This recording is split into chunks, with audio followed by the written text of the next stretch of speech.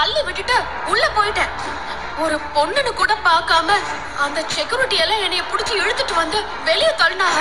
அப்படி செஞ்சா நான் பயந்துடுவேனா என்ன?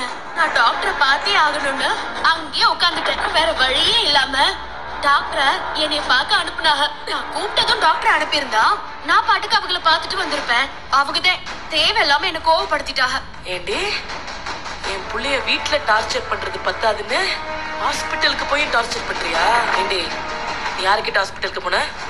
நான் யார கேட்கணும்? என் புருஷனை பார்க்க நான் போனேன். ஆள் முழுக்க என் புருஷன் வீட்டுக்கு வராம இருந்தா என் மனசு பதறாதா? போன இடத்துல என் புருஷனை பார்க்க விடாம தடுத்தா நான் சும்மா விட்டுருவேனா? டாக்டருக்காக என்ன வேணாலும் பண்ணுவேன். அது டாக்டருக்கும் நல்லா தெரியும்.